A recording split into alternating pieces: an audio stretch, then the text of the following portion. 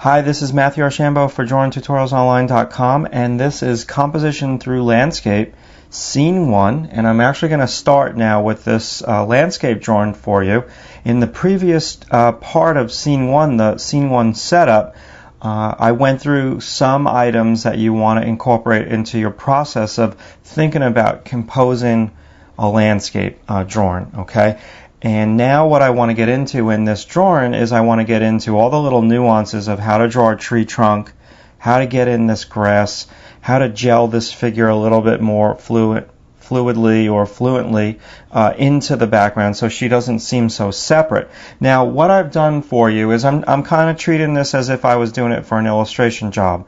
And I did a very loose projection. So what I did was I took a little 4x6 photo I printed out from my computer, stuck it in my opaque projector, and I just projected it. I projected it mainly to save time and to get the placement of the girl. So now that I've got this very loose projection, now I will admit, if this was for an illustration job, this projection would be a whole lot more detailed. Again, it's all about process and it's all about meeting the deadlines. Now, I could have easily have freehanded all this. In a landscape, it's actually easier to freehand than when you're doing like a figure or buildings and stuff like that. But again, it's all about speed for me. Now, the hardest part of this landscape drawing, believe it or not, is the little girl's face. And the reason for that is because her face is completely in shadow. Very, very difficult to draw. Not only is it completely in shadow, but look at the size of her eye in relationship to my pencil point. It's tiny. So it's really hard to get in there. There's not much light and shade on her face, and I did not want to film that. That took me like an hour to draw, and this is not about doing a portrait. I've got other videos on the website for you to how to draw a portrait. This is about how to draw a landscape. So I drew it beforehand, and then I also wanted there to be something dark on the photo, or on the paper, I should say, so the camera has something to cling on to in terms of like some contrast for focus. Now, when I work on these types of drawings, I have my big drawing right up top over here. Sorry, I'm mixing up drawing and photograph. I have my big photograph of the scene right up on top. I've got a little one above that, the 4x6 that I put in my projector, so I can see the whole thing a little bit smaller and a whole lot crisper. I've got one that's overexposed and I've got one that's underexposed. And then what I do is I print some photos out and I cut them. So when I was working on the little girl, basically I brought this right up close to her. So I can really just look at this and transfer it, so it's not like so far away, and that's something that you definitely want to do. You always want to have like multiple references all around you. Now, let's get into the actual drawing of this, and let me zoom in a little bit. Again, it's going to be a little tilted. It's so tough, when doing this type of drawing. With the camera and all the little nuances of focus and tilt of the scene and getting my ear in the scene, that's not too pleasant, but we're going to do our best on this one. Now, my pencil right now, you guys can see I'm holding it. It's tilted to the left, but in actuality this is upright. So the whole thing is tilted a little bit, but I don't think that should affect you too much. Now, basically what I did here is I drew her hair. Okay, and then I came with a downward stroke on her face, and I just kind of went over her eyes a couple times. When you're drawing a head that is 3/4 of an inch high or less, 5/8 of an inch high, basically less information is the way to go. The more you get into it and you start, over rendering, that's when trouble starts. So basically, she's fine for now. I will go into her a little bit later on and try to tread a little bit lightly with it. Now, get into these trees. The first thing that you want to do, I projected it, and I've got this straight line over here. Those trees are so not a straight line. They're not a telephone pole. So what you want to do here is you want to give a lot of intricacy, a lot of detail on the contour, right on the edge.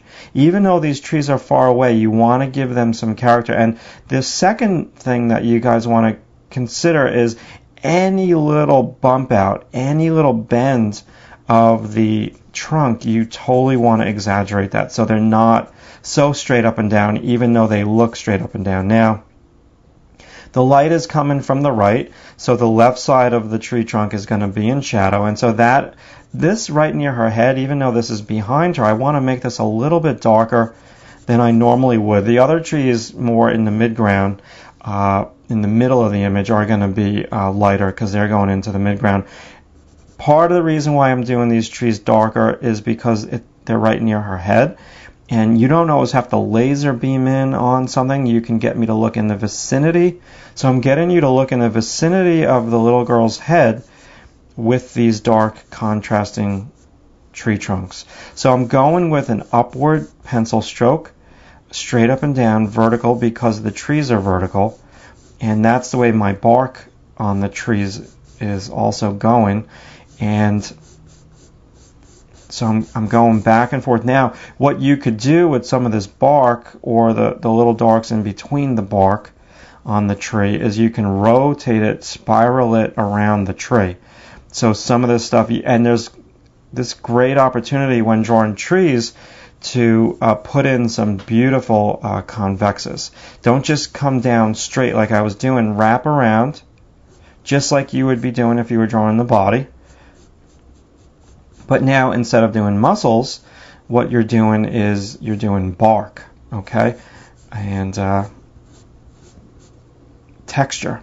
So, yes, totally come down, vertical stroke.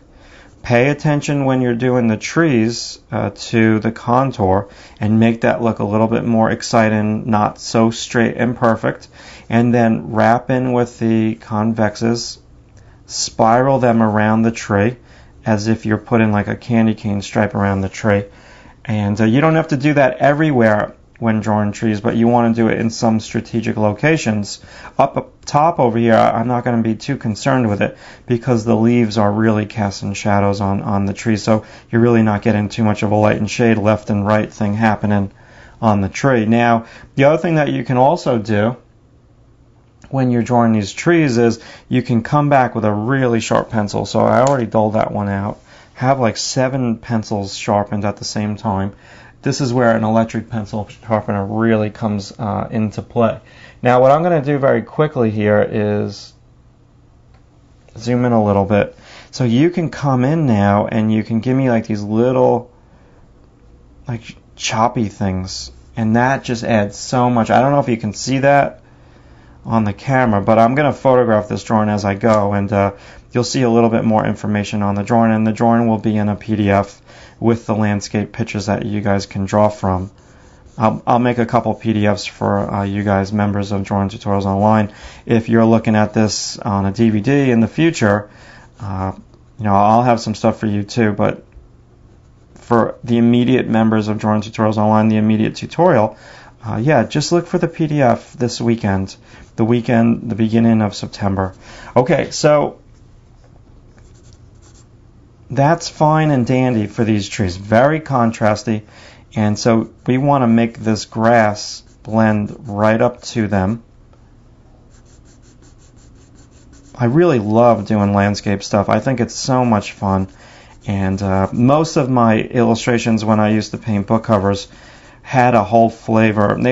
What am I trying to say? Basically, most of them had landscape stuff involved in the cover, in the portrait of the girl. They were kind of all very, very earthy, and I love doing landscape stuff. And one of my fantasies is to, when I get older, in my 50s, I don't know if I'm going to go the sculpture route or I want to be like a landscape painter. I don't know, I'm just kind of messing around with what I'm going to do when I get into my 50s. I've still got to wait for that. But it would be fun just to do these really cool landscapes with these historic figures in them, just to do them for the sake of doing a beautiful painting and nothing more and nothing less. Alright, so we're 10 minutes into this, and I just got started. I'll zoom out ever so slightly. I'm going to work on this tree trunk next. Now, before I stop the video camera, even though we're getting long in the tooth here, I am so not going to film this whole thing for you guys. I'm going to be working on this drawing for a couple of days, and I don't think you're going to want to see me work on this for a couple days. So basically what I'm going to do for you is I'm going to film the highlights and what I think is like the most important parts, and I'm going to film as much as I possibly can, but whatever I don't film, I'll photograph. Okay, I'll photograph every step of the way. All right, so let's move on to chapter 2.